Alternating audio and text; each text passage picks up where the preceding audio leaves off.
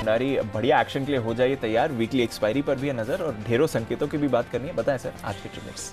Triggers दीप बहुत ही बेहतरीन है। खासतौर से अमेरिकी बाजारों से उम्मीद थी कि सुस्ती रहेगी, हमारे बाजारों के बंद होने के वक्त 50 पॉइंट नीचे डाउ फ्यूचर से, लेकिन इसके विपरीत जो एक्शन हुआ कमाल का हुआ है और दिन की ऊंचाइयों पर जाकर बंद हुए। 250 पॉइंट की दमदार तेजी डाउ में देखिए, न सिर्फ डाउ में बल्कि नैस्डैक, S&P, रसेल 2000 सब बंद हुए हैं मजबूती के साथ और S&P अब अपने लाइफ हाई से सिर्फ 50 पॉइंट दूर है, बहुत ज़्यादा नहीं।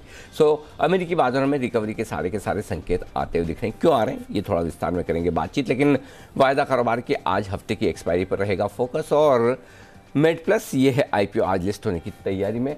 और कोरोना के मामलों को लेकर PM मोदी आज एक अहम समीक्षा बैठक हमारे यहाँ करने वाले हैं। इस बीच UK में मामले थोड़े बढ़ते दिख रहे हैं, 1 लाख के पार निकलते हुए। तो ये सारे ट्रिगर्स हैं जिनके पर आज हमें रखनी है नजर। बिल्कुल सर। और कोरोना को लेकर, ओमिक्रॉन को लेकर बहुत सारे अपडेट्स आते हुए दिख रहे हैं। जैसे आपने कहा 1 लाख से ज़्यादा UK के मामले, यूरोप में काफ़ी तेज़ी से मामले, बट WHO का बयान है सर कि ज़्यादातर इन मामलों में हॉस्पिटलाइजेशन की ज़रूरत नहीं है, बहुत माइल्ड केसेस हैं। राइट। और दूसरा, पहली बार एक ऐसी दवाई अप्रूव हुई है जो कोरोना के इलाज के लिए बनी है। अब तक आप मलेरिया के इस्तेमाल कर रहे थे, कोल्ड की थी, पहली दवाई ऐसी अब अप्रूव हो गई जो कोरोना का इलाज करेगी। बिल्कुल, फाइजर ने जो दवा बनाई स्पेशली कोरोना के लिए, नहीं तो वो कॉम्बिनेशन देते थे दवाओं के सारे की, इसका कॉम्बिनेशन उसका कॉम्बिनेशन, अब तो नाम भी भूल गए वो, फेविपिराविर क्या भूल गए, थैंक गॉड भूल गए। कुल मिलाकर दीप बात यह है, अगर आप अच्छा देखना चाहें तो अच्छा ये है कि ओमिक्रॉन उतना घातक और सीरियस नहीं है जी, डेथ रेट नहीं के बराबर है, बहुत ही कम जी, ठीक है। दूसरा, हॉस्पिटलाइजेशन रेट बहुत ही कम, नहीं के बराबर। तीसरा, आपके पास कोरोना को लेकर एक स्पेसिफिक दवा है जो फाइजर की तरफ से आई है, WHO ने अप्रूव की। तो 3 अच्छी चीजें हैं जी सर। खराब क्या है? फेल तेजी से रहा है, बहुत तेजी से, ठीक है। तेजी से फैलने में आप देखिए UK में 1 लाख केस है, तो अब तेजी से फैलने में उसके बावजूद डर नहीं है। डर क्यों नहीं? क्योंकि डर कब लगता है कि ठीक है, जैसे हम मान के चलते हैं ना जिंदगी में, सर्दी जुकाम खांसी वायरल तो हो गई, हो जाए तो क्या होगा, मौसम बदल रहा हो गया होगा, है ना। सो वैसे ही हाल कोरोना का है। अब धीमे धीमे लोगों की आदत पड़ रही कि यार इतना तो हो गई, लेकिन डर इस बात का नहीं कि कोरोना तेजी से ओमिक्रॉन तेजी से फैलता है, डर इस बात का कि इसके फैलने के डर से जो रेस्ट्रिक्शंस आ सकते हैं या आ रहे हैं, वो थोड़ी चिंता की बात है। जैसे दिल्ली में फॉर एग्जांपल कल देर शाम दिल्ली सरकार ने कह दिया कि न्यू ईयर सेलिब्रेशंस बंद, ठीक है। अब सबको पता है कि ओमिक्रॉन से उतना डर नहीं है कि आपको हॉस्पिटल में जाना पड़े, एडमिट होना पड़े, लाइफ थ्रेटनिंग है, लेकिन फिर भी फैलना भी तो नहीं चाहिए ना। सो कुछ अच्छी चीजें हैं तो कुछ खराब भी है। सो जो एकदम स्प्रेड हो रहा है उसको रोकने के लिए अगर कोई सरकारें स्पेशली यूरोप में कोई बड़ा एक्शन लेती है, फिर से लॉकडाउन होते हैं, फिर से ट्रैवल रेस्ट्रिक्शंस बढ़ जाते हैं, तो बाजार का मूड माहौल कभी खराब कर सकते हैं कि। और प्रॉब्लम क्या है, 1000 वाले 2000 हो, 2000 वाले 5000 हो, 10,000 हो और 50,000 हो, तब तक है। लेकिन जब 1 लाख मरीज हो रहे, 1 लाख के मरीज 4 दिनों में 5 दिनों में अगर 2 लाख हो जाए तो फिर आपकी चिंताएं बढ़ सकती। तो नो डाउट ज्यादा अच्छी खबरें, लेकिन कुछ खराब खबरें आ सकती है, उसकी भी हमें सावधानी रखनी है, तैयारी रखनी है। बट इस बीच जो इम्पैक्ट ओमिक्रॉन का है उसको लेकर डर बाजार का कम होता दिख रहा है। और यही वजह है कि अमेरिकी बाजारों में बढ़िया तेजी हो रही है। संक्रमण कम नहीं हुआ है, स्प्रेड कम नहीं हुआ है, पेशेंट्स ज्यादा आ रहे हैं, लेकिन ये इतना घातक जो डेल्टा वेरिएंट के वक्त जो हालत हुई थी ना, वैसा डर नहीं है ओमिक्रॉन को लेकर, और यही वजह कि बाजार वापस से बढ़ रहे हैं। तो आप कह रहे हैं कि ये जो डर है वो बाजार ने अब एक्सेप्ट कर लिया और उसके आगे अब देख रहा है। कौन जाने दीप कि अगर ये डेडली नहीं है और दवाएं आ रही हैं, सब कुछ है, तो हो सकता है 15 जनवरी 30 जनवरी के आसपास हम भूल भी जाएं कि ओमिक्रॉन था। कोई बड़ी बात नहीं है, बिल्कुल, है ना। और अगर एक और चीज़ है कि ओमिक्रॉन की टेस्टिंग के लिए कोई ऐसा भी नहीं, जो जैसे हम कल मैं बात कर रहा था अमीरा शाह से, परसों बात कर रहा था मेट्रोपोलिस वाली, तो अलग से कोई ऐसी किट सेट्स की कोई खास जरूरत नहीं, नॉर्मल टेस्ट में भी पता चल जाता कि ओमिक्रॉन है या नहीं है, बिल्कुल। और जिस लेवल के रेस्ट्रिक्शंस में हम हैं, ऑनेस्टली मतलब आप हम सब लोग नहीं के बराबर है। Yes sir. मतलब ऑनेस्टली अपने आप से पूछे कि पिछली बार आपने सैनिटाइजर कब यूज किया था? याद ही नहीं है ना। उसके बावजूद स्प्रेड की रेट क्या है जी? पहले जब आप पूरे प्रिकॉशंस के साथ रहते थे तब स्प्रेड की रेट कहीं ज्यादा थी जी। अब बिल्कुल लापरवाह है, कुछ भी नहीं कर रहे हैं, उसके बावजूद स्प्रेड की रेट नहीं है जी। सो इसका मतलब ये कोई बहुत डरने घबराने की जरूरत नहीं है, अपनी सावधानी रखनी है। और मुझे लगता है बाजार भी वही रिएक्शन दे रहे हैं, डर नहीं रहे, घबरा नहीं रहे। डर नहीं रहे, घबरा नहीं रहे। तो हमारे बाजार सर, ये जो 2 दिनों से अच्छी तेजी है, आज SGX 17,000 के ऊपर की ओपनिंग दिखा रहे हैं, ये अहम लेवल क्रॉस करते हुए दिख रहे हैं, तो ये भी ऐसे ही एक संकेत माने? अच्छा तो लगता है, देखो कुछ भी बोलो, मतलब एक बड़े लेवल के ऊपर आप ट्रेड करें, 35,000 के ऊपर बैंक निफ्टी पर, 17,000 के ऊपर निफ्टी पर, राउंड फिगर वाले बड़े लेवल से, तो अच्छा लगता है कि आप उनके ऊपर निकल रहे हैं। थोड़ा सेंटिमेंट के लिहाज से अच्छा है, और दोनों ही लिहाज से। इंटरेस्टिंग चीज देखिए दीप, क्या हो रहा है, बाजार के एक्शन को समझना जरूरी है। बाजार के जो खबरों पर या फ्लोज पर रिएक्शन करने का तरीका वो बहुत तेजी से बदल रहा है। कैसे? जब गिरना है जी, और गिरने के जो टारगेट बनते हैं उनको अचीव करने में जल्दबाजी है। नहीं तो क्या होता है कि एक वक्त ऐसा आता है कि जब आपको पता है नीचे जा रहे हैं, रोज 25-50 पॉइंट निफ्टी पे आप नीचे जाएंगे, 10 दिन 15 दिन में आप 500 पॉइंट गिरेंगे। Yes sir. अब वो बाजार का मूड नहीं है। बाजार जो टारगेट हासिल करना है 1-2 दिन में, 3 दिन में कर लेना चाहता है। तो 17,600 से 16,400 वक्त नहीं लगाया, 4 दिन में 5 ट्रेडिंग सेशन में आपका 1,000-1,200 पॉइंट, 800 पॉइंट निकल जाए, उस तरह का मूव है। रिकवरी में भी वक्त नहीं लगा रहा। आप देखिए 3 दिन पहले आप 16,400 पर थे, मेरे ख्याल से सोमवार को। 16,400 से आज आप 17,100, 17,200 तक बढ़ रहे हैं, 600 पॉइंट। यानी जितना आपने नुकसान किया उसका 2/3, 65% आप रिकवर कर रहे हैं। करेक्ट। सो वोलेटिलिटी बाजार में ज्यादा है। इस वोलेटिलिटी में अगर कुछ दिन पहले सेल ऑन राइज का मार्केट था, तो अब बाय ऑन डिप्स का मार्केट हो रहा है। पॉइंट इतना ही है कि ओवरनाइट रिस्क अब भी कम या खत्म नहीं हुई है। पॉइंट यही है कि अब भी बाजार कभी कभी बीच में आपको झटके दे सकता है, और उसमें खरीदारी करने का रुझान रखना है जब तक कि आप कुछ अहम लेवल न पार कर लें। और वो अहम लेवल में आपको बता दूं, इस रिकवरी का टारगेट जो बनता है, पहला टारगेट और सबसे इंपॉर्टेंट टारगेट है 17,150, 17,225, नोट करके रख लीजिए। अगर आप किसी भी वजह से किसी ट्रेडिंग पोजीशन में फंसे हैं, या अगर आपने नीचे के किसी लेवल, अच्छे लेवल पर आपने एंट्री की है, तो पहला आपका टारगेट जो ऊपर का बनता है वो 17,150, 17,225 का, इस रेंज में आप प्रॉफिट बुक कर सकते हैं। मूड माहौल को देखकर शॉर्ट भी कर सकते हैं। ओके।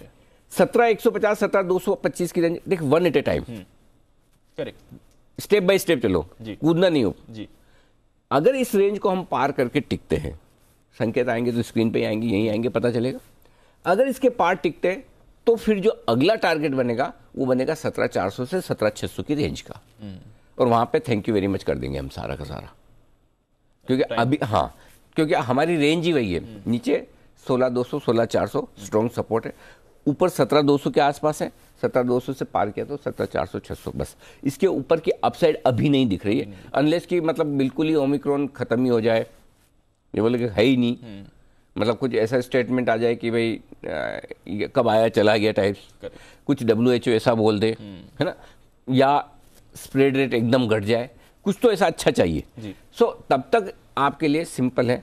अगर आप मुझे पूछेंगे, मेरी इंडिपेंडेंट ओपिनियन है कि अगर आज या कल में, और आज स्पेसिफिकली अगर आज ही मिल जाए तो तब तो 100% 17,150, 17,225 की आज रेंज मिले तो किसी को मत पूछना, प्रॉफिट बुक करके शांति से एक बार बैठ जाइए, वापस नीचे मिलेगा तब। और क्यों नहीं, कल मेरा आज में क्या फ़र्क है, मैं अगर आज ही मिले तो। अगर आज ही के पीछे वजह ये दीप की 4 दिन पहले 21 तारीख को, 3 दिन पहले, 4 ट्रेडिंग सेशन पहले, 3 ही हुआ ना, हाँ, आप 16,400 पे थे, 16,400 से 17,200, 800 पॉइंट के नॉन स्टॉप रैली बहुत है।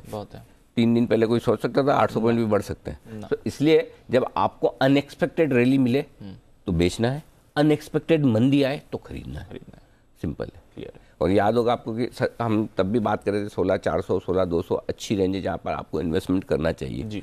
और अगर वो मौका इंट्राडे में ही मिला नहीं मिला, कितने लोगों को मिला पता नहीं, लेकिन ओवरऑल ठीक है, ऊपर के लेवल पे प्रॉफिट बुक भी करें। ठीक है सर। आज के फिर संकेत समझें, क्योंकि एक इंटरेस्टिंग संकेत है जो 2 दिनों से न्यूट्रल है, उस पर भी बात करेंगे जब डेटा आएगा, बट आज का सेटअप फिर क्या कह रहा है सर? ग्लोबल संकेत पॉजिटिव साइड पर है, कोई डाउट ही नहीं है, अच्छे संकेत हैं जी। FIs के संकेत न्यूट्रल साइड पर हैं, ये भी विस्तार से हम आगे बात कर लेंगे आप जब बोलेंगे। DIs पॉजिटिव हैं, वायदा कारोबार के संकेत न्यूट्रल से हल्के पॉजिटिव साइड पर है, FIs के भी संकेत न्यूट्रल से हल्के पॉजिटिव साइड पर है। सेंटिमेंट पॉजिटिव से हल्का सा कॉशियस साइड पर, थोड़ा सा एक नॉच नीचे है, ट्रेंड अभी भी नेगेटिव बदला नहीं है। ट्रेंड अभी भी ना ट्रेंड कब बदल रहा है सर? आज निकालता हूँ, आज देख आज निकाला मैंने एक्चुअली, मैंने वैसे 17,250 पहले करेक्शन में 17,600 था। हाँ, इसलिए अब रेंज नीचे आए तो मेरे ख्याल से 17,150 250 के ऊपर बदलना चाहिए। मैं आज निकाल कर कल आपको बताऊंगा। डन सर, कल करेंगे इसमें। अंदाज से नहीं देना चाहता, गलत दूं उससे बढ़िया ना दूं। बिल्कुल बिल्कुल। तो लेवल्स की बात कर लें सर आज की, कौन से रहेंगे? 16,890, 16,935। ये आज सारे, देखो मेरा मूड है, अब आप मत पूछें ये ऐसे क्यों रही है। कभी कभी मेरा मूड होता है तो मैं एकदम राउंड फिगर में देता हूँ, कभी मेरा मूड होता है तो एग्जैक्ट निकालता हूँ, और क्यों निकाले एग्जैक्ट वो भी बता देता हूँ। आजकल ये खबरें कम है जी, ठंडा सा माहौल है, बहुत ज्यादा। कंपनी वाले छुट्टियों पर है, फंड मैनेजर छुट्टियों पर है, फंड एक्शन कुछ खास है नहीं, खबरें ज़्यादा आ नहीं रही, तो फिर करें क्या, पढ़े क्या, फिर तो डेटा ही पढ़ते रहते हैं मांग। तो इसलिए ज़्यादा एग्जैक्ट निकाल के दिए।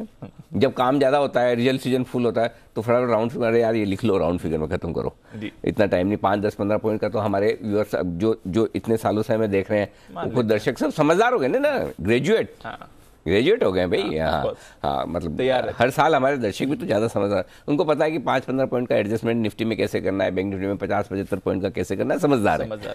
सो इसलिए आज जो लेवल दिए हैं वो टाइम बहुत ज़्यादा होने की वजह से दिए हैं। 16,890, 16,935 दिन के लिए सपोर्ट रेंज है। 16,780, 16,840 ये स्ट्रॉन्ग बाय जोन है। अगर गलती से इस रेंज में पहुंचे तो खरीदारी जरूर करनी चाहिए। इस रेंज में जो मैं लेवल दे रहा हूं दीप, उसमें 15 से 20 पॉइंट का निफ्टी का आपको एडजस्टमेंट रखना है। 15-20 पॉइंट ऊपर या नीचे हो सकता है, इससे ज़्यादा नहीं होगा। 15 पॉइंट लगभग उस लेवल के आसपास। 16,985, 17,065 दिन की ऊपरी रेंज है। इस रेंज में कहीं न कहीं हम खुलने की कोशिश करेंगे जी, ठीक है। उसके पार निकल कर टिके 17,075 के पार निकल कर टिके, क्योंकि 17,065 आपकी ऊपरी रेंज है, तो 17,150, 17,225 थैंक यू वेरी मच वाला लेवल है। और हो सकता है अगर मुझे डाउ फ्यूचर ज़्यादा एक्शन ना दिखाए, कल जैसे ही दिखे जी, जैसे कल तो हमने बाय कॉल दिया था बैंक निफ्टी पर सुबह कि गैप से खुल सकता है, एब्सोल्युटली। लेकिन आज अगर डाउ फ्यूचर सुस्त दिखे और 17,150, 225 होता, मैं पुट ऑप्शन भी दूंगा निफ्टी पर। हाँ, इस रेंज में मैं निफ्टी पर पुट ऑप्शन भी दे सकता हूँ, ये ध्यान में रखिएगा, ठीक है सर। तो इसका कहने का मतलब ये है कि ताकि आप है ना, अगर इतना नहीं बोलोगे तो प्रॉफिट बुकिंग करेंगे नहीं। प्रॉफिट बुकिंग भी करवाना जरूरी है, आपका हल्का होना जरूरी है। फिर बाजार में मौका नहीं दे तो क्या दिक्कत है, लेकिन लाइट रहेंगे और गलती से मौका आ गया तो आप खरीद सकते हैं, वो तैयारी भी रखनी। नहीं तो फिर सीखा क्या पिछले हफ्ते 10 दिन में, अगर नहीं करा ये तो हल्का तो रहना ही पड़ेगा ना कहेंगे। मैं ये तो नहीं कह रहा जीरो बेच दो, सब कुछ खत्म कर दो और पूरे शॉर्ट हो जाओ, लेकिन थोड़ा हल्का होना आपका जरूरी है। 34,600, 34,700 ऊपर के दे दिए ना मैंने। हाँ, 17,150, 17,225 प्रॉफिट बुकिंग जो, ठीक है। 34,600, 34,700 आज के लिए बैंक निफ्टी पर सपोर्ट जोन है।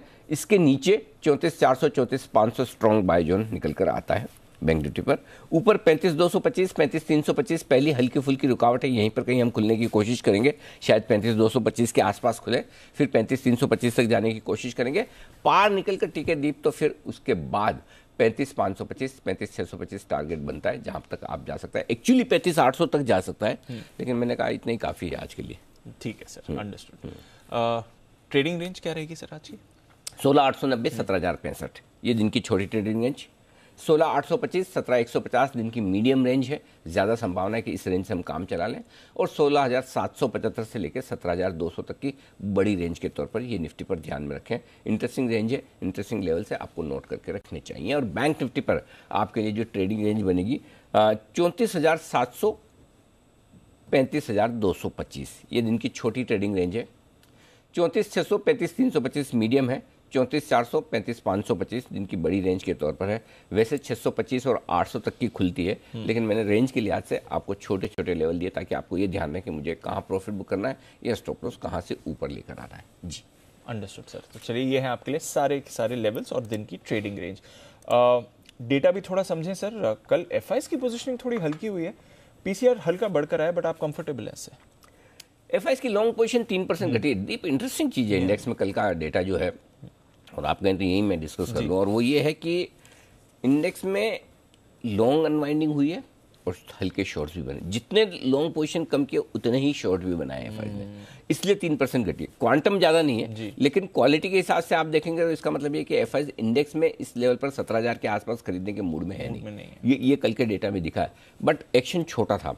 अब ये छोटा एक्शन किस वजह से हो सकता है वो छुट्टियों पे हो ज़्यादा लोग, जी। एक वो हो सकता है, या दूसरा ये कि एक आध दिन और अपसाइड देखना चाहते हैं फिर बेचेंगे जी।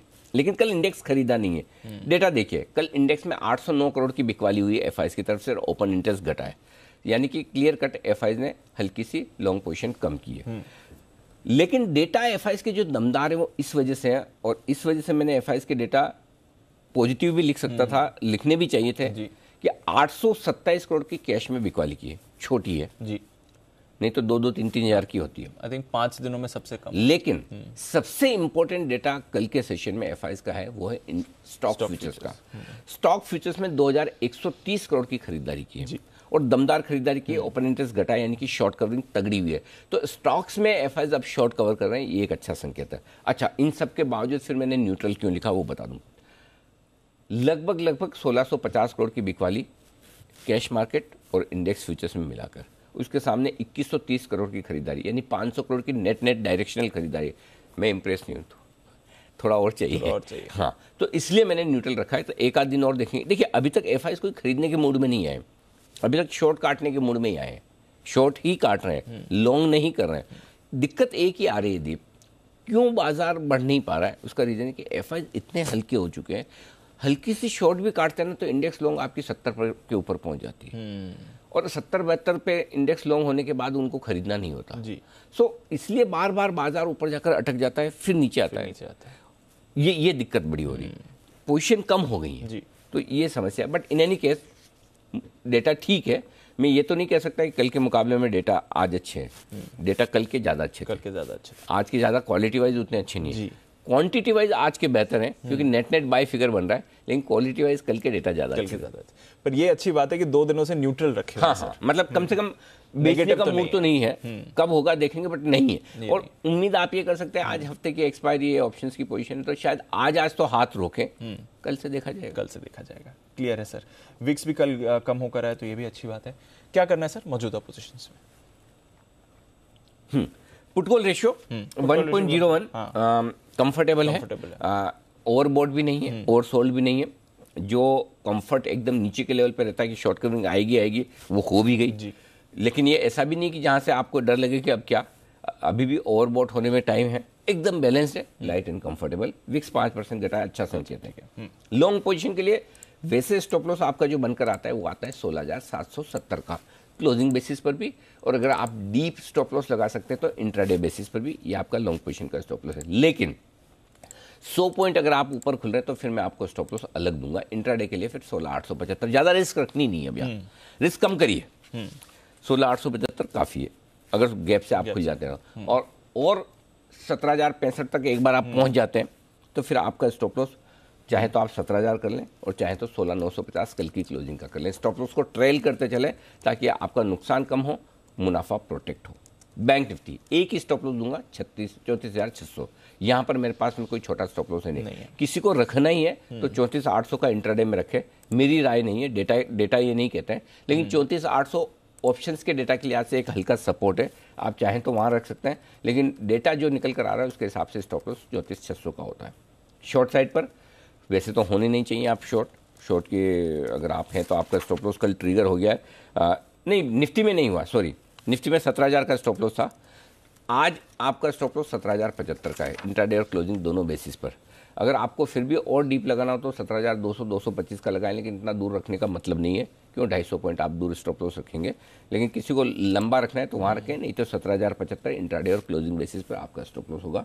बैंक निफ्टी पर 35,350 का होता है, जिसको लंबा रखना है 35,550 का रखें। मेरा ये समझना है 35,350 भी काफ़ी, यहीं पर स्टॉप लॉस लगाएं, ये आपके लिए इंट्राडे और क्लोजिंग बेसिस पर। Done sir. नई पोजीशंस खरीदे निफ्टी 16,875 के स्टॉप लॉस के साथ, ठीक है, यानी कि यहाँ से 75 पॉइंट क्लोजिंग बेसिस पे 70-75 पॉइंट नीचे का ही स्टॉप लॉस लगा लें आप।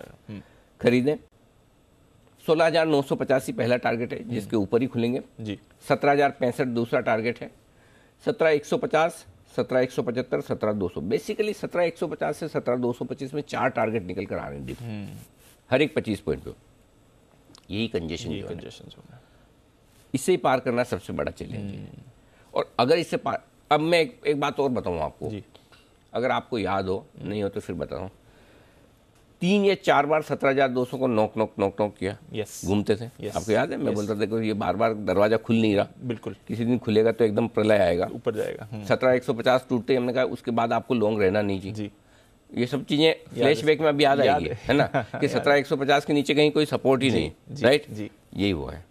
तो इसलिए अब आपको 17,150 17,225 की रेंज को ये मान के चलना है कि यहाँ पे बेच नहीं है। ये उल्टा तरीके से उसको ऐसे ही देखना पड़ेगा, नहीं तो और कैसे देखेंगे, है ना। तो ये हो गया, जो लोग बेचना चाहते हैं उनके लिए बेचने के लिए रेंज भी यही अच्छी है, 17,150 17,225, लेकिन 17,065 से आप मूड बनाना शुरू करिए, जहां खुलेंगे। जरूरी नहीं कि वहां बेचना है, ध्यान रखिएगा, जरूरी नहीं वहां बेचना। बेचने के लिए सबसे बढ़िया लेवल है 17,150 से 17,200 225 की रेंज। 17,065 पे आपको ये सोचना है कि ग्लोबल मूड माहौल कैसा है, बाकी क्या है, फॉलो बाइंग आ रही नहीं आ रही है, शॉर्ट कवरिंग हो रही है, ताकि आपको वहां से अलर्ट हो जाना है बेचने के लिए। बेचना 150 225 की रेंज में 100% है, और अगर आपके अलर्ट के साथ अगर लगे कि नहीं भाई यहीं बेच दो, तो वो भी आप एक चांस ले सकते हैं। 17,250 आपका स्टॉप लॉस होगा। टारगेट 17,000, 16,950 दो छोटे, 16,915 16,890 मीडियम, और 16,840 का फाइनल टारगेट, जिसके लिए आपको करनी है बिग वाली निफ्टी में। ठीक है, ये निफ्टी के आपके एक ही है बाय, एक ही है। ठीक है, बैंक निफ्टी खरीदे आप। पहले एग्रेसिव ट्रेडर्स के लिए बता दूं बैंक निफ्टी खरीदने की राय, जो मैं बोल रहा था कि स्टॉप लॉस आप 34,800 का भी रख सकते हैं। तो एग्रेसिव ट्रेडर है 34,800 का स्टॉप लॉस रखें। एक बार 35,125 पार करके टिक जाए, जो कि होंगे, तो आप स्टॉप लॉस को खींचकर 35,000 ला सकते हैं, वो भी कर सकते हैं। तो स्टॉप लॉस आपका बाद में ट्रेल हो जाएगा। और कल की लॉन्ग पोजीशन आपकी होनी ही चाहिए, जो कल हमने दी थी सुबह बैंक निफ्टी में क्लोजिंग में। ये ऑप्शंस भी दिया था, और ऑप्शन दिया था आपको 34,900 वाला 175 रुपये में। 225 250 300 टारगेट आज आपके आ जाएंगे, तीनों ही टारगेट आ जाएंगे, तीनों टारगेट आपको मिल जाएंगे, प्रॉफिट बुक करने का मौका मिलेगा। तो एग्रेसिव ट्रेडर्स बैंक निफ्टी खरीदें 34,800 के स्टॉप लॉस के साथ, 35,125 225 325, तीन छोटे टारगेट, 35,500 35,625 बड़े target final. Thank you very much. लेकिन आराम से खरीदने वाले अगर मौका मिले आए तो इस रेंज में खरीदिए। वो रेंज है 34,600 से 34,700, परफेक्ट रेंज है, जहां पर बिना किसी के इन्विटेशन का इंतजार किए आप खरीद सकते हैं 34,400 के स्टॉप लॉस के साथ, और 34,800 900 दो छोटे टारगेट, 975 35,050 मीडियम टारगेट, और 35,125 का फाइनल टारगेट, जिसके लिए आपको करनी है खरीदारी। By the way bank Nifty का दीप जो लेवल था 35,050 और 35,125 का कल, वो दो लेवल तो कल ही आ गए थे। 225 325 के आ जाने की पूरी संभावना है। बिल्कुल सर। जो लोग एक बार सेल कॉल दें, इसे एक बार जरा दिखा भी दें लोगों को, रिवाइज करा दें कल क्या कॉल दी गई थी। एंड ऑफ कोर्स अभी भी अपसाइड टारगेट थोड़े उस पर आने बाकी हैं, पर दो टारगेट कल हिट भी आपको होते हुए दिखे। खरीदारी करने की राय और खरीदारी करनी है बैंक निफ्टी। स्पॉट लेवल्स में आपको बैंक निफ्टी के दूंगा। स्टॉप लॉस 34,675 का लगाना है। तो निफ्टी कल के हाई को ब्रेक करने को तैयार है, और बैंक निफ्टी कल का हाई है 35,050 का, जो मैं प्रीएम्प्ट कर रहा हूं कि करेगा। तो 35,050 35,125 225 325 ये चार टारगेट है, जिनके लिए बैंक निफ्टी के स्पॉट लेवल में दे रहा हूं। फ्यूचर्स आप एडजस्ट कर लें। बैंक निफ्टी आज तो दिल खुश कर दिया, 35,050 का टारगेट भी आ गया। बहुत कम ऐसा होता है मैं प्रीएम्प्ट करता हूँ, मैं करता नहीं सीरियसली, और बड़े लेवल के पहले तो कभी नहीं करता।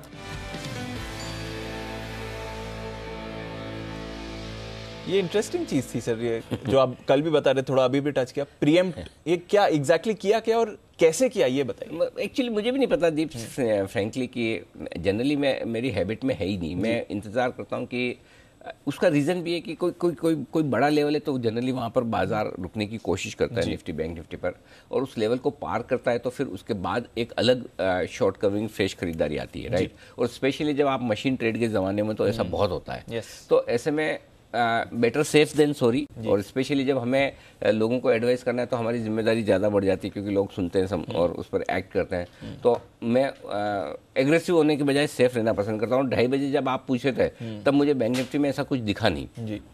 अचानक से बैंक निफ्टी में 34,800 34,900 की रेंज में जिस तरह से पोजीशंस बनने लगी, डेटा बनने लगे, मुझे लगा कि ये एग्रेसिव शॉर्ट कवरिंग के लिए तैयार हो रहा है। और इसलिए मतलब 10 में से 1 या 2 बार ही ऐसा होगा कि मैं प्रीएम्प्ट करके कॉल दूंगा। तो कई बार ऐसा होता है कि जब आप एनालिसिस करने बैठते हैं तो सबसे इंपॉर्टेंट डेटा है, लेकिन वो डेटा सबके लिए सेम है दीप। लॉन्ग के लिए भी सेम है तो शॉर्ट के लिए भी सेम है। एग्जैक्टली। ऐसे में आपको कहीं न कहीं अपनी गट फीलिंग, एक्सपीरियंस, वो थर्ड सेंस, सब चीजों का कॉम्बिनेशन उसका इस्तेमाल करना पड़ता है। और वो बहुत स्ट्रॉन्ग अर्ज कल आया था कि रुको, और जबकि बात करते करते 75 पॉइंट बढ़ा था बैंक निफ्टी। मैं तो 34,850 875 पे ही देना चाहता था, तब तक 34,925 950 हो गया। तो वो एक स्ट्रॉन्ग सेंस आ रहा था कि ये तैयार है, हो गया। नहीं, जबरदस्त कॉल आई सर उस समय, और जो रिकवरी डेज हाई पर बंद होते दिखा बैंक निफ्टी, तो रिकवरी आपने बढ़िया पकड़ी थी। एक और चीज ये है कि बाय नेचर क्या होता है कि हर आदमी का एक नेचर होता है जी। हर एनालिस्ट का भी एक नेचर होता है, ट्रेडर का भी नेचर होता है, इन्वेस्टर का भी नेचर होता है। आप उसमें ज़्यादा कंफर्टेबल है। अब जैसे आशीष सर है, तो आशीष सर हमेशा शॉर्ट कॉल देने में एक्स्ट्रा कंफर्टेबल रहेंगे, भले वो लॉन्ग बहुत देते हैं, कल 4 उन्होंने लॉन्ग दिए हैं सब, लेकिन शॉर्ट में हमेशा एक्स्ट्रा। बसीन साहब हैं तो हमेशा लॉन्ग देने में एक्स्ट्रा कंफर्टेबल रहेंगे, है ना। सिमी जी है तो लॉन्ग देने में हमेशा कंफर्टेबल रहेंगे। बहुत कम लोग हैं जो दोनों तरफ इक्वली कंफर्टेबल है। ऐसा मेरे लिए भी आप कह सकते हैं, मैं लॉन्ग साइड पर थोड़ा ज़्यादा कंफर्टेबल होता हूँ डेटा है। उसका एक रीज़न और भी है दीप, और वो मैं आज बताना चाहता हूँ। कई सारे लोग मुझे बोलते हैं कि आप शॉर्ट साइड पर कॉल एग्रेसिवली क्यों नहीं देते हैं। एक तो मैं कंफर्टेबल कम हूँ, दूसरा ये बाय नेचर, दूसरा ये कि मेरा ये मानना है कि शॉर्ट होके कितना भी हो जाए, अल्टीमेटली अगर कोई ट्रेडर या इन्वेस्टर खड़ा है तो लॉन्ग साइड पर उसके सारे भाव आते हैं, शॉर्ट साइड पर आएंगे या नहीं आएंगे उसकी गारंटी नहीं। तीसरी बात, हम जानते हैं अगर हम शॉर्ट कॉल दे रहे हैं तो नेचुरली स्टॉक गिरेगा, इंडेक्स गिरता है, स्पेशली स्टॉक्स के केस में। तो जितने लोग शॉर्ट करके उसका फ़ायदा उठाएं, उससे ज़्यादा लॉन्ग करने वालों को नुकसान हो जाता है। तो वो एक वो मन में रहता है कि क्यों हमारे कॉल से किसी को नुकसान हो, फ़ायदा हो ना हो। तो वो अब उसको आप सही माने गलत माने वो अपनी अपनी मर्जी है, लेकिन ये थॉट प्रोसेस है जो मुझे बहुत एग्रेसिवली शॉर्ट कॉल देने से रोकती है। हाँ, ये जरूर है कि कभी ऐसा बहुत ऐसा ही लगे कि मार्च 2020 जैसा मामला है, तब तो हम रोकेंगे ही कि भाई कुछ मत करो, नहीं लेना है या नहीं फंसना है, वो एक अलग। बट वो once in a lifetime होता है, उस तरह की मंदी थोड़ी हर साल है। इस बार भी कई बार लोगों ने बोला कि आपने वो मुहिम ही शुरू नहीं की, नहीं लेना है। वो हर साल होगी ही नहीं। वंस मैं मेरी ज़िंदगी में वापस भी कभी बोलूँगा मुझे भी नहीं पता है, क्योंकि वो तो एक्सट्रीम सिचुएशन थी कोरोना वाली। 2008 की मंदी हर बार नहीं आती, 2020 की मंदी हर बार नहीं आती। तो ये तो 10 12 15 साल में भरने वाला एक बार का महामेला है कुंभ का, एक ही बार। हाँ, और हम तो चाहते भी नहीं वैसा वापस हो। इसलिए उस तरह के स्ट्रॉन्ग कॉल के लिए उस तरह का बड़ा मंदी का मार्केट होना चाहिए, जहां आपको कम से कम 20-25% 30% की डाउन साइड रिस्क दिखे, तब आप 5% या 10% गिरने के बावजूद उतना स्ट्रांगली बोल सकते हैं। लेकिन अगर आपको पता है करेक्शन ही 10% का होना है, तो जब तक करेक्शन शुरू हो 3-4% तो गिर ही जाता है, जब तक आप मन बनाए कि और नीचे जा सकता है। और एग्जैक्टली 16,400 से 17,000 आने में अगर 2 दिन लगे, जब तक आप संभले तो 3% 4% बढ़ जाता। तो आप 3% के लिए इतनी मगजमारी क्यों? करेक्ट, मतलब इतना टाइमिंग करने की भी कोई खास जरूरत नहीं है। सो एक्सपीरियंस यूज करना पड़ता है सर। चलिए, बट ये बढ़िया कॉल थी सर आपकी। आज के लिए आप सेल कॉल देने वाले? हाँ, बैंक निफ्टी में सेल कॉल 35,325 से मूड बनाए 35,525 35,625 अच्छी रेंज होती है शॉर्ट करने के लिए। 35,500 के आसपास 325 से भी सोच सकते हैं, बाकी मूड माहौल को देखते हुए। 35,650 का आपका स्टॉप लॉस होगा। 35,225 125 छोटे टारगेट, 35,050 34,975 मीडियम टारगेट और 34,900 के फाइनल टारगेट के लिए बैंक निफ्टी में कर सकते हैं आप बिकवा लीजिए। Understood sir. तो चलिए, सारे लेवल्स आपके लिए जहां पर आज आपको रखनी है नजर। बैन लिस्ट भी सर बढ़ गई है आज के लिए। वोडाफोन आइडिया की एंट्री हो गई, तो जी जो कल एंटर हुआ था वो बना हुआ है। इंडिया बुल्स हाउसिंग एस्कॉर्ट्स और वोडाफोन आज का फ्रेश एंट्रेंट। बाकी डेटा तो समझ लिया। कोई इंपॉर्टेंट लेवल सर वायदा कारोबार? 17,000 के कॉल्स पर 50 लाख शेयर हैं, और 17,000 आप पार करेंगे तो जाहिर सी बात है थोड़े से कॉल राइटर्स कंफर्टेबल नहीं रहेंगे, लेकिन इनकी शॉर्ट कवरिंग आएगी 17,100 के ऊपर। तो मेरे ख्याल से खुलने के बाद 17,065 17,100 ये रेंज इंपॉर्टेंट होगी। 17,100 पार करने के बाद आपको 16,900 का कॉल राइटर 25 लाख शेयर है, 17,000 का कॉल राइटर्स 50 लाख शेयर हैं, ये 75 लाख शेयर हैं जो रिस्क पर आएंगे। वहां से शॉर्ट कवरिंग होगी, वो 17,150 17,200 की रेंज में निफ्टी को ले जा सकती है। लेकिन उसके लिए जरूरी कि आप 17,100 पार करें। उससे पहले कॉल राइटर बहुत एग्रेसिवली शॉर्ट नहीं काटेगा नहीं। वो कहाँ काटेगा? 17,065 पर खुलने के बाद इंतजार करेगा कि पहले 17,000 16,985 आता है क्या। अगर वहां पर आता है तो वहां शॉर्ट भी कटेगी, फ्रेश खरीदारी भी होगी। तो 17,000 इंपॉर्टेंट लेवल है। डेटा ये बता रहे हैं 16,900 के नीचे आज वीकली एक्सपायरी नहीं होनी चाहिए, जिस तरह का ओपन इंटरेस्ट बना है। तो 16,800 16,900 बहुत स्ट्रॉन्ग जोन बन गया आज के लिए, और 17,000 गैप से खुलने के बाद सपोर्ट। ऊपर 17,200 के पार नहीं निकलेंगे, ये भी आप कॉन्फिडेंस रखें। 70 लाख शेयरों का ओपन इंटरेस्ट है, हाईएस्ट है, तो ये ब्रॉडली ट्रेडिंग रेंज हो सकता है। गैप से खुलने के बाद 17,000 17,200 ये आपकी ट्रेडिंग रेंज बन जाए। बैंक निफ्टी 35,000 मेक और ब्रेक लेवल है, जहां पर आप बंद हुए। 35,000 के पुट पर 15 लाख शेयर हैं, कॉल पर 17 लाख शेयर हैं। एक बार 35,225 के पार निकलेंगे तो फिर 35,000 का कॉल रेटर थोड़ी शॉर्ट काटने की कोशिश करेगा, 100 पॉइंट और ऊपर जाएगा 35,225। वहां से हम रिव्यू करेंगे कि क्या 35,500 525 तक जाने की ताकत है या वहीं पर थैंक यू वेरी मच हो जाता है। बस तो ये आपके डेटा दिखा रहे हैं, सिंपल। ठीक है सर, अंडरस्टूड। तो ये हैं आपके लिए सारे के सारे आज के लेवल्स, इंपॉर्टेंट डेटा और साथ ही स्ट्रैटेजी भी। लिस्टिंग की भी सर आपसे राय लेनी है। आज की जो लिस्टिंग है मेड प्लस, क्या करना है इसमें? 796 रुपए का इश्यू प्राइस था। बढ़िया कंपनी है, इसमें कोई डाउट नहीं, फंडामेंटली मजबूत है। और इसीलिए हमने कहा कि छोटे लिस्टिंग, रीजनेबल लिस्टिंग गेन और लॉन्ग टर्म, इन दोनों के लिए आपको पैसा लगाना है। तो अगर आप लॉन्ग टर्म इन्वेस्टर्स हैं, डेफिनेटली होल्ड करें, कोई दिक्कत नहीं है। मेरा अंदाजा है कि 925 से 1,000 रुपए की रेंज में लिस्ट होना चाहिए। 796 यानी कि 800 रुपये मान लें आप इश्यू प्राइस राउंड फिगर में, तो 125 रुपये 150 रुपये ऊपर लिस्ट हो सकता है। 925 से 1,000 आजकल जितनी उम्मीद कर रहे हैं उससे कम लिस्टिंग हो रही है। 56 गुना मेरे ख्याल से इशू भरा था, तो रेस्पॉन्स अच्छा मिला था। अगर आप रिस्क नहीं रखना चाहते हैं, शॉर्ट टर्म इन्वेस्टर हैं, तो इशू प्राइस का स्टॉप लॉस रख लें जो कि 896 है। अगर आपको और छोटा रखना है तो 900 या 850 का रख लें, अपनी श्रद्धा से स्टॉप लॉस रख लें। इशू प्राइस का ठीक है, लॉन्ग टर्म इन्वेस्टर हैं, बने रहें, अच्छी कंपनी, कोई दिक्कत नहीं है। कल आपको मेट्रो ब्रांड्स के भी हम यही बोल रहे थे, 10 से 15% नीचे लिस्टिंग होगी और लॉन्ग टर्म इन्वेस्टर्स को जहां भी सेटल हो वहाँ धीमे धीमे खरीदना चाहिए। कल इशू प्राइस के ऊपर वापस आ गया, तो अच्छी क्वालिटी के इशू वापस ऊपर आएंगे भी। प्रॉफिट मेकिंग कंपनी है, बिल्कुल अच्छी कंपनी है। मेट्रो में भी सेम सिचुएशन था। तो जो बढ़िया कंपनियां हैं उनके आईपीओ अगर कमजोर लिस्ट हो रहे हैं तो वहां पर आपके लिए बढ़िया मौके मिलेंगे। और अगर मेड प्लस भी इशू प्राइस के आसपास आता है तो खरीदारी का मौका देगा। अंडरस्टूड। चलिए, तो ये है आपके लिए मेड प्लस, नजर रखिए, इशू प्राइस के पास वापस खरीदारी का मौका देगा। लॉन्ग टर्म इन्वेस्टर्स हैं, कोई परेशानी की बात नहीं है, इशू प्राइस को ही स्टॉप लॉस रख सकते हैं।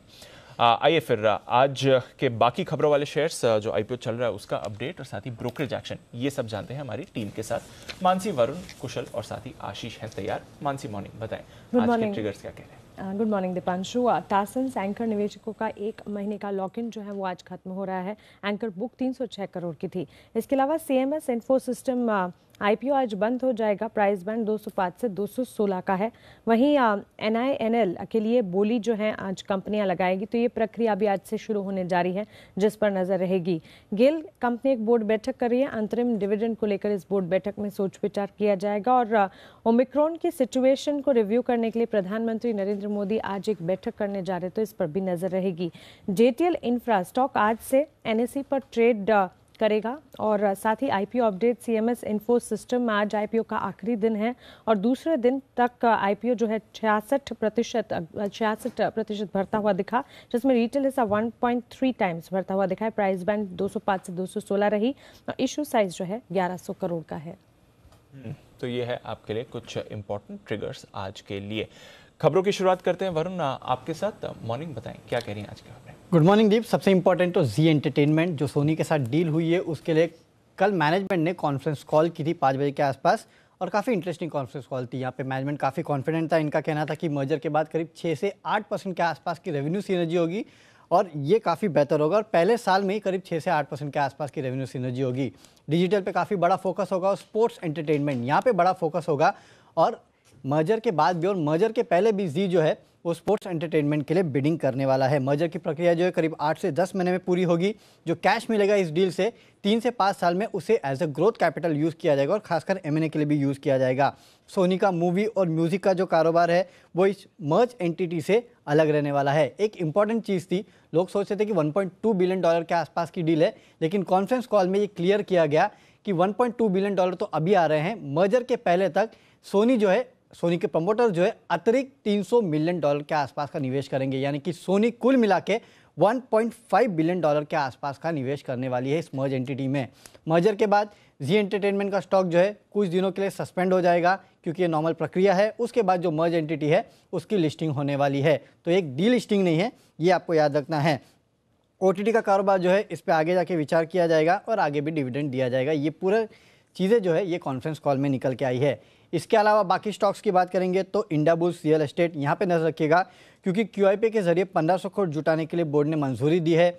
Hotel stocks, restaurants, liquor stocks पे आप नजर रखिएगा क्योंकि दिल्ली में क्रिसमस और नए साल पे रेस्टोरेंट्स बार्स की क्षमता जो है उनको आधा कर दिया गया है, करीब 50% के आसपास की क्षमता जो है उस पर अब ये काम करेंगे।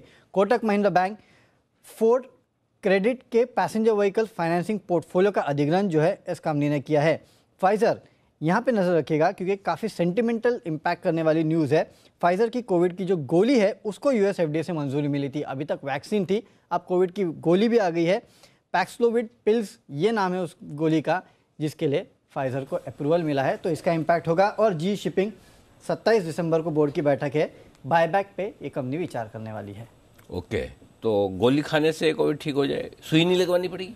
नहीं, वैक्सीन तो लेनी पड़ेगी। अभी तक जैसे डॉलर 650 खानी पड़ती थी ना, हाँ। वो नहीं खानी पड़ेगी, अब फाइजर की गोली आ गई है। अच्छा। कोविड के लिए।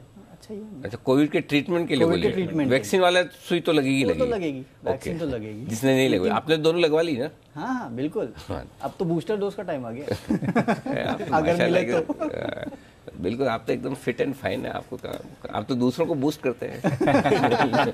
ओके, तो चलिए, ये अच्छी खबर है कि कोविड के ट्रीटमेंट के लिए दवा हो गई है। जी सर, बिल्कुल। आई तो अच्छी खबर है हमारे लिए भी और फाइजर के लिए भी ऑफ कोर्स, बट और क्या खबरें इस पर भी डालते हैं नजर। एक बार कुशल से भी जान लें कुछ और खबरें। कुशल बताइए।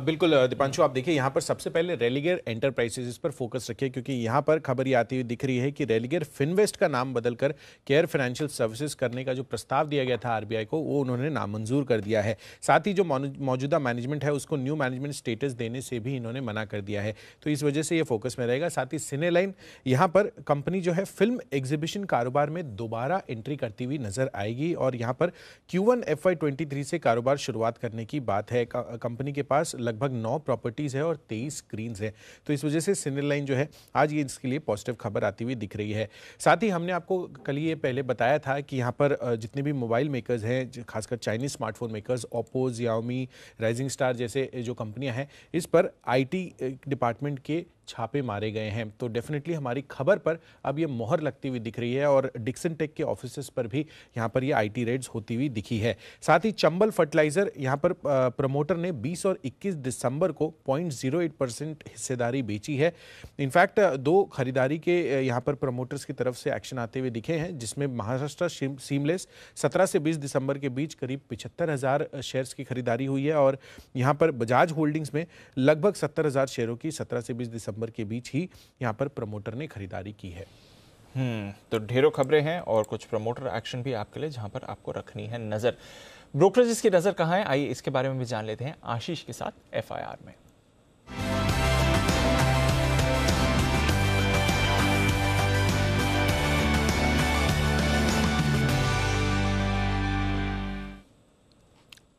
मॉर्निंग आशीष, बताएं आज की रिपोर्ट्स क्या कह रही हैं। Good morning Deepanshu. FIS छुट्टी पर हैं। आज भी लगातार दूसरा दिन ऐसा है कि सिर्फ 2 स्टॉक्स पर रिपोर्ट आई है। आप देखिए, सबसे पहले बढ़िया रिपोर्ट आई है जी एंटरटेनमेंट पर, CLSA की तरफ से रिपोर्ट है। खरीदारी किराए को बरकरार रखा है 415 रुपये के लक्ष्य के लिए और ये कह रहे हैं कि जो कंबाइंड एंटिटी होगी इसका मार्केट शेयर सबसे ज़्यादा होगा। जो स्टार है इसका भी अगर आप देखें तो इससे भी कहीं बेहतर जो है मार्केट शेयर आपको देखने को मिलेगा और जो कंबाइंड एंटिटी है इसको सिनर्जिस्टिक बेनिफिट करीब रेवेन्यू का 6 से 10% तक देखने को मिल सकता है। तो 415 रुपये के लक्ष्य के लिए स्टॉक पर खरीदारी किराए दे रहे हैं। सिटी बी स्टॉक पर बुलिश हैं, खरीदारी किराए को बरकरार रखे हैं 395 के लक्ष्य के लिए, करीब 350 की कल की क्लोजिंग है। और आखिरी रिपोर्ट है जुबिलेंट फूडवर्क्स पर, मॉर्गन स्टैनली की तरफ से रिपोर्ट आई है। ओवरवेट की रेटिंग को बरकरार रखा है 5,000 रुपये के लक्ष्य के लिए, करीब 3,430 रुपये की जो है कल की क्लोजिंग है। ओके, तो 2 ही रिपोर्ट, लेकिन दोनों ही दमदार। जी पर जुबिलेंट फूडवर्क्स पर 5,000 के टारगेट जुबिलेंट पर आते हुए दिख रहे हैं और 415 का टारगेट CLSA का जी एंटरटेनमेंट पर। इन दोनों स्टॉक्स पर भी लेंगे राय हमारे एक्सपर्ट से। करते हैं स्वागत। पहले पिक ऑफ द डे का है वक्त।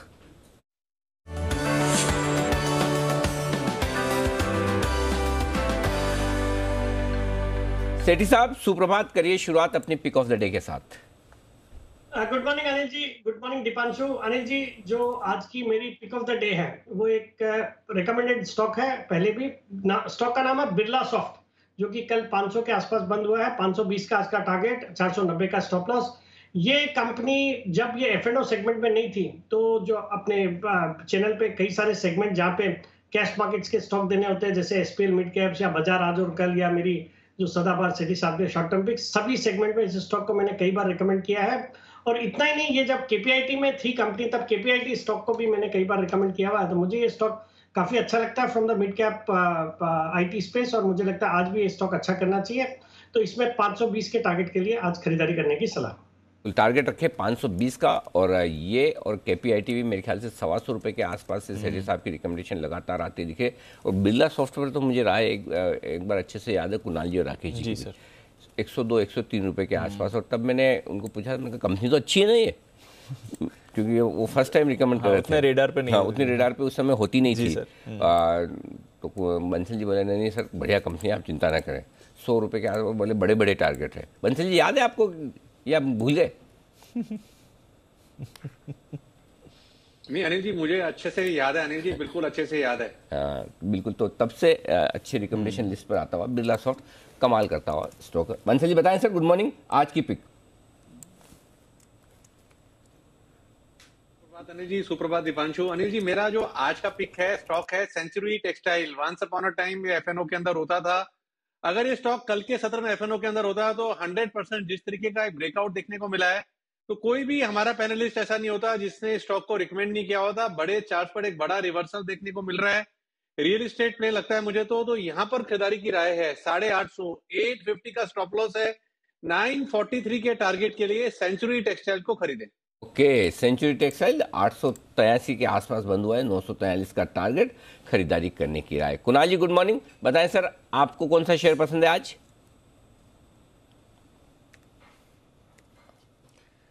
Good morning Anil ji, good morning Deepanshu. Anil ji खरीदारी की राय है, खरीदना है एसआरएफ। एसआरएफ के चार्ट पर एक inverted head and shoulder pattern बना है, कल बड़ा ब्रेकआउट हुआ है और मुझे लगता है आज भी इसमें तेजी कायम रहेगी। तो एक 2225 के स्टॉप लॉस से बाय करें। टारगेट होगा 2405 रुपए का पहला, और इवेंचुअल टारगेट 2475 रुपए का 2475 का होगा, जो कि 1-2 दिन में आएगा। तो 2475 के इवेंचुअल टारगेट के लिए एसआरएफ में खरीदारी करें। और कल ये हमारी जो खबर आई थी ब्रेकिंग न्यूज, और जिसमें सबसे पहले आपको जी बिजनेस ने बताया था कि किस तरह से एसआरएफ के एक प्रोडक्ट पर जो चीन से डंपिंग की जा रही है उसके सामने 5 साल के लिए ड्यूटी लगाई गई। उसके बाद स्टॉक ने पीछे मुड़कर नहीं देखा, जबरदस्त एक्शन में आता हुआ दिखाई। बढ़ेगा एक्शन आगे। आइए तैयार है सुमित जी बताने के लिए अपना pick of the day. Good morning. Good morning Anil ji, good morning Anil ji. Pick of the day के तौर पे जो स्टॉक मेरे को बढ़िया लग रहा है वो है मुथूट फाइनेंस। मुथूट फाइनेंस के अंदर एक करेक्शन के बाद कल स्टॉक ने लोअर लेवल से एक अच्छा रिबाउंड दिखाया। 200 डीएमए को तोड़ के वापस ऊपर आया है और अब ये स्टॉक यहां से ऊपर का मूव दिखाना चाहिए, जिसमें इमीडिएट टारगेट बनेंगे ऊपर में 1480 से लेके 1500 रुपए तक के। 1410 के नीचे का स्टॉप लॉस लगा के मुथूट फाइनेंस के अंदर खरीदारी करें। 1480 से 1500 तक के टारगेट्स के लिए जल्दी ये मूव ऊपर की तरफ मुथूट फाइनेंस में देखने को मिलेगा। ओके, मुथूट फाइनेंस ये है अगला स्टॉक जो पसंद है सुमित जी को खरीदारी करने के लिए। आज से पालविया साहब भी हमारे साथ हैं तैयार। सर गुड मॉर्निंग, बताएं आपको क्या पसंद है? Good morning Anil ji, good morning everyone. जो स्टॉक पसंद है वो मेटल स्पेस से, और हमें हिंडाल्को यहाँ पे काफी अट्रैक्टिव लग रहा है। कल के सेशन में काफी अच्छा मूव स्टॉक में देखने को मिला। ये सेकंड कंसेक्यूटिव डे है, स्टॉक में एक अच्छा मोमेंटम कंटिन्यू होते हुए दिख रहा है। हमें लगता है हिंडाल्को को यहाँ पे बाय करना चाहिए। 463 के आसपास कल फ्यूचर क्लोज हुए थे, इसमें बाय करेंगे हम। 470, 75 ये 2 टारगेट के लिए हिंडाल्को को इंट्राडे पॉइंट ऑफ व्यू से बाय करेंगे। स्टॉप लॉस रखेंगे हम यहाँ पे 458 के आसपास, तो हिंडाल्को में बाय करने की सलाह रहेगी। एल्यूमिनियम स्टॉक्स पर रखिए आज नजर, और यहाँ पर एक्शन भरपूर बन सकता है। हिंडाल्को खरीदारी करने के लिए हिंडाल्को, नैल्को, वेदांता, ये सारे स्टॉक्स हैं जो आज आपके फिर से रडार पर होने चाहिए। ग्लोबल मार्केट्स के बदले हुए मूड माहौल के साथ यहाँ पर तेजी की पूरी संभावना बनेगी। आइए सेठी साहब के पास तो अनेक स्टॉक होते हैं, तो सेठी साहब एक तो बता चुके हैं बिरला सॉफ्ट। सेठी साहब बताइए बाकी की लिस्ट भी। बिल्कुल अनिल जी, लिस्ट के पहले अनिल जी बाजार पे एक कमेंट है कि जिस तरीके से एक तो हमने पिछले 2 दिनों में एक अच्छी खासी शानदार रिकवरी देखी है, और जो एफआईज के जो बिकवाली के आंकड़े हैं उनमें भी एक बहुत अच्छा स्लो डाउन हुआ है। मतलब कल के जो फिगर्स है और पिछले कई दिनों से जो फिगर्स थे, मुझे लगता है धीरे धीरे करके वो भी अपनी बिकवाली की जो स्पीड है वो कम कर रहे हैं। वो जैसे आप कई बार एग्जांपल देते हैं, मैं आपको सुनता हूं कि गाड़ी जब फास्ट स्पीड पे हो और उसको अगर रिवर्स करना हो तो पहले न्यूट्रल पे आके फिर रिवर्स करते हैं, तो मुझे लगता है वैसा ही कुछ हमको एक्सपेक्ट करना चाहिए। तो मैं तो बाजार पे फुल्ली कॉन्फिडेंट हूं कि before the budget of this year, जो आने वाला बजट है 1 फरवरी को, मुझे लगता है हमारे बाजार वापस से 18,000 तक के लेवल्स निफ्टी में आने चाहिए। तो उस लिहाज से इन लेवल्स पे या कोई भी गिरावट आती है तो बाजार में लॉन्ग पोजीशन ही बनानी चाहिए या खरीदारी करनी चाहिए। बाकी अनिल जी बाकी के जो मेरे 4 स्टॉक और हैं, जो दूसरा स्टॉक मतलब बिरला सॉफ्ट के बाद जो दूसरा स्टॉक है वो है औरोबिंदो फार्मा, जिसमें खरीदारी करनी है। ये भी फार्मा सेक्टर पूरा फोकस में है और इस कंपनी में ऐसे एक्सपेक्टेशन भी है कि इनके जो इंजेक्टेबल्स कारोबार है उसको डीमर्जर होना है या जल्दी खबरें भी आ सकती है। मुझे लगता है इस स्टॉक को भी रडार पे रखिए। कल भी एक अच्छा मूव था इस स्टॉक पे। आज 730 के टारगेट के लिए खरीदारी करने की सलाह, 710 का स्टॉप लॉस। तीसरा स्टॉक है अडानी एंटरप्राइजेज, अडानी ग्रुप की कंपनी, और ये भी स्टॉक अच्छा लग रहा है करंट लेवल्स पे। 1658 पे कल बंद हुआ है, 1690 के टारगेट है, 1640 का स्टॉप लॉस। चौथा स्टॉक है बैंकिंग स्पेस से स्टेट बैंक ऑफ इंडिया। मुझे लगता है ये जो लेवल्स है स्टेट बैंक ऑफ इंडिया के बहुत ही अच्छे लेवल्स है जहां पे स्टेट बैंक ऑफ इंडिया में खरीदारी करनी चाहिए। 455 पे बंद हुआ है, इस स्टॉक में भी खरीदारी करने की सलाह है। 470 का टारगेट है और 445 का स्टॉप लॉस। और फाइनली एनबीएफसी जो कि काफी पिट गए थे, उनमें भी अब मुझे लगता है रिकवरी आनी चाहिए। वहां से मैंने एल&टी फाइनेंस को रिकमेंड किया है या पिक किया है। एल&टी फाइनेंस पे खरीदारी करने की सलाह है। इसमें 85 के टारगेट है और 75 रुपए का स्टॉप लॉस। ओके, तो ये है आपके लिए कुछ बेहतरीन पिक्स आती हुई सेठी साहब की तरफ से। वायदा कारोबार में 4 स्टॉक है जहां पर आपको करनी है खरीदारी। तो जो खरीदारी करनी है, औरोबिंदो फार्मा 718 के आसपास खरीदना है, 710 का स्टॉप लॉस, 730 का टारगेट नोट कर लें आप। अदानी एंटरप्राइजेज 1640 का स्टॉप लॉस है, 1690 के टारगेट। एसबीआई 455 का स्टॉप लॉस है और 470 के हैं टारगेट, और 75 के स्टॉप लॉस के साथ एल&टी फाइनेंस खरीदे 85 तक के टारगेट के लिए। ये राय सेठी साहब की तरफ से इन चारों स्टॉक पर आती हुई आपके लिए। कुछ और स्टॉक्स हैं जहां पर एक्शन रहेगा भरपूर, और उन्हीं पर ली जाए राय। जीई शिपिंग, राजेश पालिया साहब जरा इसके चार्ट देखिए और दीजिए अपनी राय। कुछ अच्छी खबर आती दिख रही है जी शिपिंग को लेकर, और खबर ये है कि ये बायबैक पर विचार करने वाले हैं और इसके लिए बोर्ड बैठक करने जा रहे हैं। तो जाहिर सी बात है कि कुछ न कुछ एक्शन इस स्टॉक में इसके दम पर दिखने वाला है। 27 तारीख को बोर्ड बैठक होने वाली है इसकी, बताएं सर। अनिल जी, स्टॉक एक करेक्शन के दौर से गुजरते हुए दिख रहा है, लेकिन जिस जगह पे कल की क्लोजिंग है वो ऑलमोस्ट अप्रैल 2021 के लो के आसपास स्टॉक ने कल का क्लोज दिया है। तो अगर ये हमें लगता है कि स्टॉक अगर 270 के लेवल को होल्ड कर लेता है तो यहाँ से एक पुलबैक का ट्रेड बिल्कुल बनते हुए दिखेगा, क्योंकि ऑलमोस्ट अगर हम देखें तो पिछले 7-8 वीक से करेक्शन का दौर इसमें चलते हुए दिख रहा है। तो एक पुलबैक इसमें बिल्कुल बनते हुए दिख सकता है। तो 270 का स्टॉप लॉस रखें, बाय किया जा सकता है। अपसाइड में हमें लगता है जो पहला टारगेट आ सकता है स्टॉक में, क्योंकि ऑलरेडी एक बड़ा करेक्शन हो चुका है, तो 300 रुपए तक की अपसाइड ये स्टॉक में शॉर्ट टर्म में आते हुए दिख सकती है। छोटा ही स्टॉप लॉस रखें 270 का। अगर ये होल्ड करता है तो बिल्कुल हाई प्रोबेबिलिटी स्टॉक में एक अपसाइड 300 रुपए तक बनते हुए दिख सकती है। परफेक्ट। एक और स्टॉक है जिस पर राय देनी है आपको, वैसे तो पता ही है सेठी साहब, आपकी राय फिर भी पूछना जरूरी है, और वो है इंडियाबुल्स रियल एस्टेट। कल बोर्ड बैठक थी और QIP के जरिए बोर्ड बैठक में 1500 करोड़ रुपए जुटाने को बोर्ड ने मंजूरी दे दी है, राइट। तो अब 1500 करोड़ रुपए के फंड जुटाए जाएंगे। कल स्टॉक हल्का मजबूती के साथ बंद भी हुआ है, बताएं सर क्या करना है। अनिल जी, इस स्टॉक को तो मैंने बहुत बार रिकमेंड किया। इस बार जो अभी एक प्रोग्राम चल रहा है 2022 के लिए स्टॉक्स, तो उसमें भी मेरा जो इस 2022 का स्टॉक है वो इंडियाबुल्स रियल एस्टेट ही रहा है। और उसके बाद भी मैंने SPL मिड कैप सेगमेंट में भी हाल ही में शॉर्ट टर्म पिक रिकमेंड किया हुआ है। ये स्टॉक मुझे बहुत पसंद है जिस तरीके के, एक तो ये जो खबर आई है 1500 करोड़ रुपए की पूंजी जुटाएगी, तो इनके लिए जो लिक्विडिटी आती है उससे एक तो कर्ज कम होता है और बाकी प्रोजेक्ट्स एग्जीक्यूशन में सहूलियत मिलती है। तो मुझे लगता है ये तो डेफिनेटली पॉजिटिव ही है।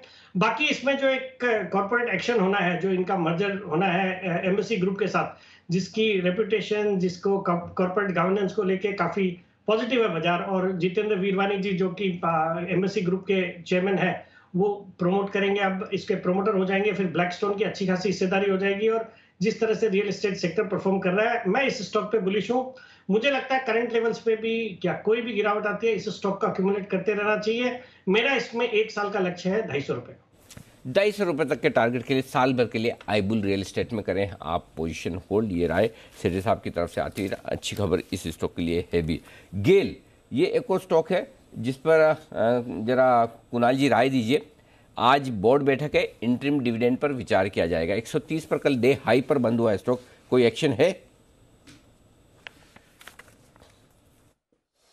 देखिए अनिल जी, एक रेंज में काउंटर कंसोलिडेट कर रहा है। रेंज 125 रुपए से 160 रुपए के बीच में है, एक बड़ी रेंज है और रेंज के निचले स्तरों के आसपास से ही इसमें एक बाउंस आता हुआ दिख रहा है। तो मुझे लगता है कि थोड़ी और तेजी बन सकती है, लेकिन कोई बहुत पुरजोर खरीदारी की राय नहीं है। मुझे लगता है इससे बेहतर विकल्प बाजार में उपलब्ध हैं, लेकिन अगर गेल लिया हुआ है तो जरूर होल्ड करें। मुझे लगता है कि 140 तक चला जाएगा आसानी से। 140 तक के टारगेट के लिए गेल को करें आप होल्ड, अगर आपके पास ऑलरेडी पोजीशन है तो। एक और स्टॉक है जिस पर राय देनी है सुमित जी आपको, और वो है कोटक महिंद्रा बैंक। कोटक महिंद्रा बैंक ने एक पैसेंजर व्हीकल्स के पोर्टफोलियो का, फाइनेंसिंग के पोर्टफोलियो का एक्विजिशन किया है। फोर्ड की गाड़ियां जो बिकती है, कारें जो बिकती है, उनके 16,000 कस्टमर्स हैं। उनको जो लोन फोर्ड की ही कंपनी देती थी, फोर्ड क्रेडिट उसका नाम था, तो कोटक महिंद्रा बैंक ने वो पूरा का पूरा पोर्टफोलियो फोर्ड से अक्वायर कर लिया, यानी कि अब ये कोटक के कस्टमर्स हो जाएंगे कार लोन के लिहाज से। बताएं सर आपकी राय। अनिल जी देखिए, स्टॉक पिछले एक महीने से कंटिन्यूसली गिरावट दिखा रहा है और ओवरसोल्ड लेवल्स के पास आ चुका है और 1700-1710 के आसपास स्टॉक का सपोर्ट भी बनता है। स्टॉक ने लोअर लेवल से एक इनिशियल साइंस दे दिए रिबाउंड के, लेकिन एक अच्छा तेजी के लिए स्टॉक को 1780 का लेवल आज ब्रेक करना जरूरी है। 1780 का लेवल ब्रेक करते ही स्टॉक के अंदर एक अच्छा मोमेंटम बनेगा और फिर एक अच्छा मूव ऊपर की तरफ देखने को मिलेगा, जिसके अंदर 80 रुपए से लेकर 100 रुपए तक का मूव जल्दी शॉर्ट टर्म में कोटक बैंक के अंदर देखने को मिल सकता है। मेरे को लगता है करेक्शन इसके अंदर हो चुकी है और अब यहां से एक अच्छा मूव ऊपर की तरफ देखने को मिलना चाहिए। एग्जिस्टिंग पोजीशन होल्ड रख के चलें, कोई भी डिप आता है तो खरीदारी करें। स्टॉक ऊपर में 1850 से लेके 1880 तक का मूव शॉर्ट टर्म में ही दिखाना चाहिए। ओके, तो ये है आपके लिए कोटक महिंद्रा बैंक पर राय आती हुई। जी एंटरटेनमेंट, सेठी साहब इस पर राय दीजिए अपनी। कल शाम को एनालिस्ट मीट और कॉन कॉल हुई, उसमें कई सारी बातें साफ हुई है और कई सारी क्लैरिटी भी मिली है। उसके बाद और स्पेशली एक चीज़ जो इंटरेस्टिंग दिख रही है वो ये कि $1.5 बिलियन तो सोनी डालेगा ही, लेकिन उससे पहले जब तक कि एक्विजिशन हो तब तक $300 मिलियन का और नया निवेश भी हो सकता है। जी एंटरटेनमेंट क्या कहेंगे? बिल्कुल अनिल जी, खबरें तो हर फ्रंट पे पॉजिटिव है। जो इनका मर्जर हुआ वो पहले ही बड़ा पॉजिटिव है, जो कल उस इवेंट के साथ मेरे कमेंट्स भी थे चैनल पे। तो मैं तो उस स्टॉक पे बुलिश हूँ। बिल्कुल ये मर्जर के बाद इस स्टॉक की री रेटिंग होनी है और सोनी का मैनेजमेंट, फिर एक एमएनसी मीडिया कंपनी, फिर इस तरह की रीच करीबन 1/3 of India's viewership in the general entertainment category इसकी हो जाएगी। फिर स्पोर्ट्स जो सेगमेंट है वहां पे भी एग्रेसिव होने के पूरे आसार है। तो इन सबको देखते हुए और जो आज एफआईआई के भी जो आउटलुक आए हैं इस स्टॉक के ऊपर, सबने आउट परफॉर्म या बाई की रेटिंग दी है, बट लक्ष्य जो रखे हैं मुझे लगता है काफी छोटे रखे हैं। मैं इस स्टॉक पे बुलिश हूँ और खाली इतनी दिक्कत है कि ये स्टॉक आज भी शायद बैन पे है, एफ&ओ स्पेस के बैन में है। अदरवाइज ये स्टॉक बहुत ही अच्छा करना चाहिए था और मुझे लगता है इन लेवल्स पे भी जो रिटेल इन्वेस्टर्स है उनको कैश मार्केट में इस स्टॉक को डिलीवरी लेके बिल्कुल लॉन्ग टर्म के लिहाज से अपने पोर्टफोलियो का हिस्सा बनाना चाहिए। मैं एक्सट्रीमली बुलिश हूँ इस स्टॉक पे। मुझे लगता है आने वाले 9 से 12 महीने में कम से कम 500 रुपए के लेवल्स, बाकी और भी अपसाइड मुझे नजर आती है, 600-700 तक के लेवल्स भी इस स्टॉक में आ सकते हैं। तो कुल मिलाकर लगभग आप ये समझ लीजिए $1.5 बिलियन का इन्वेस्टमेंट आएगा सोनी की तरफ से जी एंटरटेनमेंट में। देखते हैं क्या कुछ एक्शन। कल पोजीशन काफ़ी घटी है, अब मार्केट वाइड पोजीशन जो ओपन इंटरेस्ट है वो 88% पर आ गया, जो 105-107% पर था। तो आज पूरी संभावना है अगर थोड़ा और ओपन इंटरेस्ट घटे तो बैंड से बाहर भी निकल सकता है। तो इस स्टॉक पर भी रखनी होगी आपको नजर रखिए बाजार के एक्शन पर और उसकी करते हैं शुरुआत।